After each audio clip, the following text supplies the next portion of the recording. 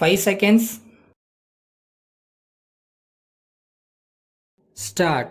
தமிழ்நாடு சட்டமன்ற பேரவையில் நிதி ஒதுக்க மசோதாவின் மீது நடைபெற்ற விவாதத்தில் கலந்து கொண்டு மாண்புமிகு முதலமைச்சர் பதில் உரை ஆற்றியதாவது: தலைவர் அவர்களே, இந்த நிதியொதுக்க மசோதாவின் மீது பேசிய உறுப்பினர்கள் பல கருத்துக்களை தெரிவித்திருக்கிறார்கள்.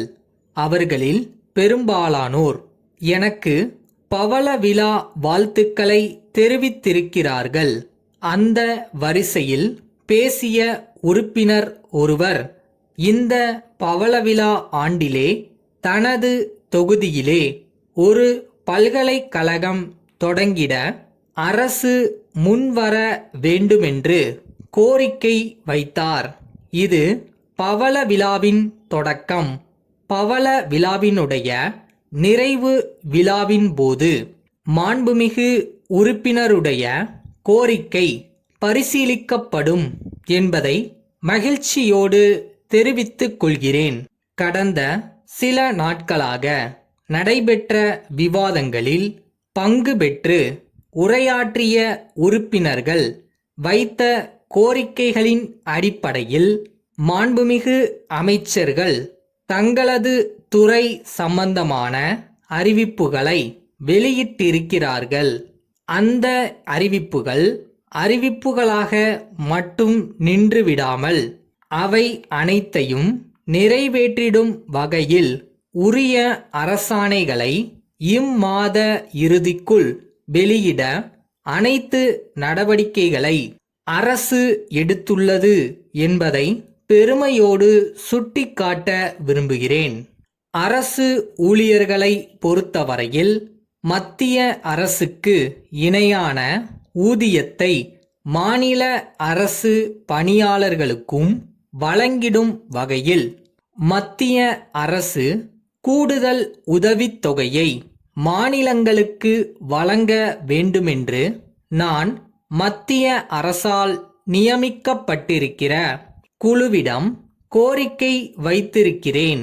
அந்த கோரிக்கையை பரிசீலித்த அந்த குழு உரிய பரிந்துரையை மத்திய அரசுக்கு செய்திருப்பதை உங்கள் அனைவருக்கும் தெரிவித்துக் கொள்கிறேன். விலைவாசியை பொறுத்தவரையில் இந்த ஆட்சியிலே உயர்ந்துவிட்டது என்று எதிர்க்கட்சிகள் குற்றம் சாட்டி வருகின்றனர். அதில் எல்லளவும் உண்மையில்லை என்பதை இந்த அவையிலே வைக்கப்பட்டிருக்கிற குறிப்புகளின் வாயிலாக உறுப்பினர்கள் அறிந்து கொள்ளலாம்.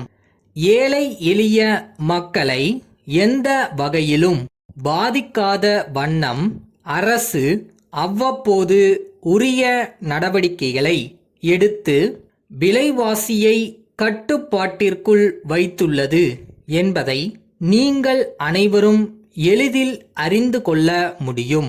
அடுத்ததாக இங்கே பேசிய எதிர்க்கட்சி உறுப்பினர்கள் அண்மையில் நிகழ்ந்த கள்ளச்சாராய சாவுகள் குறித்து தங்களது கவலையை தெரிவித்திருக்கிறார்கள். இது போன்ற நிகழ்வுகள் எந்த ஆட்சியிலும் நடைபெறலாம். எந்த ஆட்சியில் இது நடைபெறுகிறது என்பதை நாம் பார்க்காமல், கருத்து மாச்சரியங்களுக்கு இடம் அளிக்காமல், அனைவரும் ஒருமித்த கருத்தோடு கள்ளச்சாராயத்தை ஒழிக்கின்ற பணியிலே ஈடுபட வேண்டுமென்று நான் கேட்டுக்கொள்கிறேன். அப்படி அனைவரும் இதிலே ஒத்துழைக்க முன்வந்தால் உறுதியாக நாம் கள்ளச்சாராயத்தை முற்றிலும் ஒழித்துவிட முடியும்.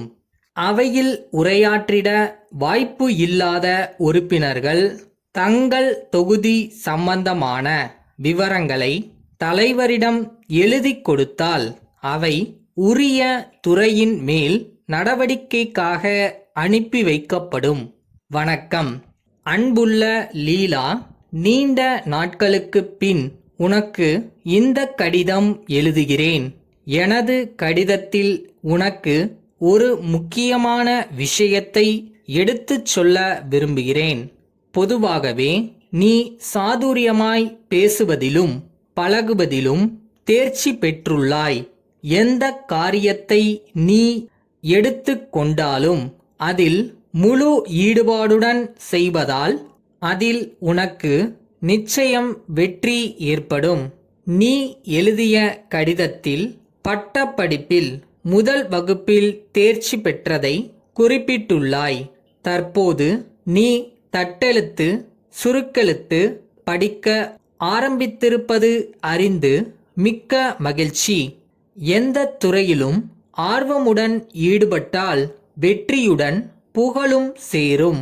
பல மொழிகளை கற்க விரும்புபவர்கள் சுருக்கெழுத்தையும் ஒரு மொழியாகவே கற்றுக்கொள்ள வேண்டும். ஏனெனில் சுருக்கெழுத்தில் எழுதவும் படிக்கவும் இயலும். ஆனால் பேச மட்டும் முடிவதில்லை.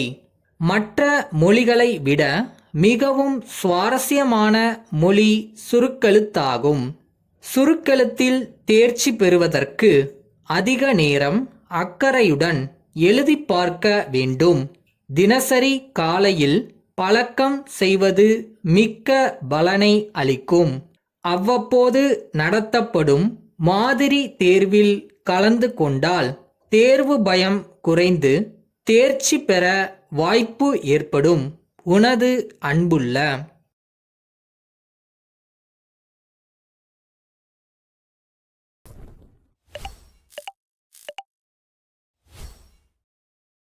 வெற்றி ஒன்றும் அடைய முடியாத இலக்குலாம் இல்லை. அவங்களால முடியும்னா நம்மளாலையும் முடியும். அவ்வளவுதான்.